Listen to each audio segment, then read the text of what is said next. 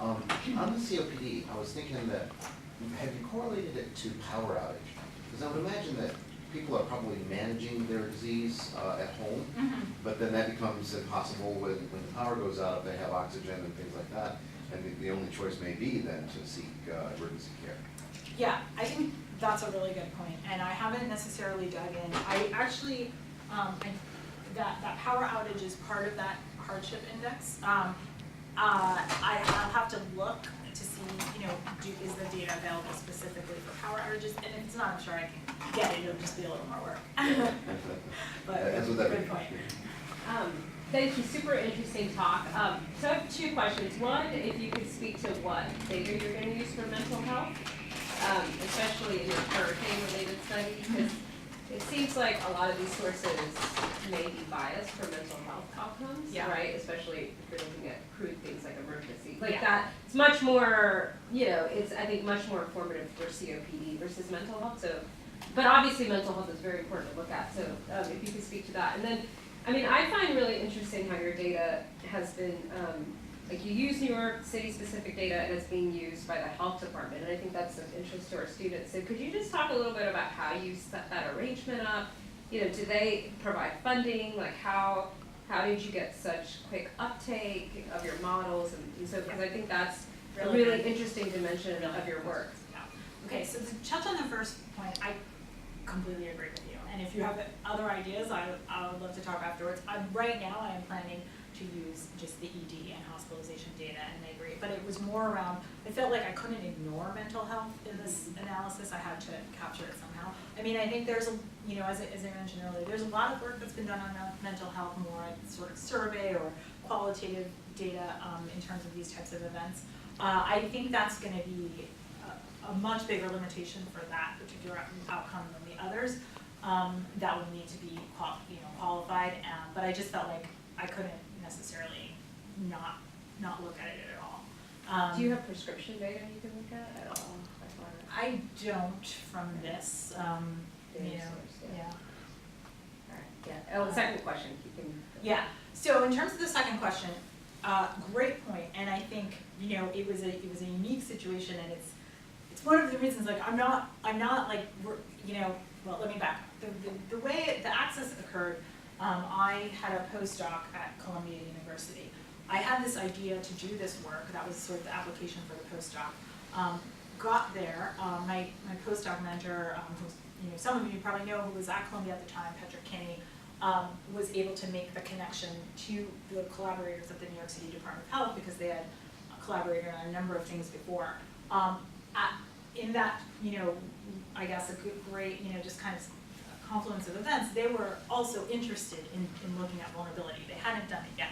So it was a little bit of a product of perfect timing. But I think that making those connections is critical. So any way for students, any way that you can get connections to people like that through your mentors or through other sources, it generally worked out well. I didn't need funding to do the study because I had the postdoc funding. All I needed was collaborators and access to the data. And they were able to, if I became a temporary employee and worked there, in a desk at the Department of Health, they were able to get me access to the mortality data right away, which, upon the first suggestion of this was, according to the assistant commissioner that I was working with, he was like, that's our best option. If you want to take this data, your postdoc's going to be done. You won't have gotten access to this data. So it's just in terms of the time period of waiting for those approvals, it was facilitated by the fact that I was there.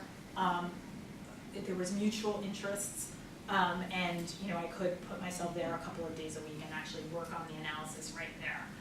And then, of course, having those collaborators engaged, interested in assisting with the study, interpreting the findings together enabled them to be confident in it and to be able to take it right up directly to their management and to push it to the Mayor's Office of Resiliency.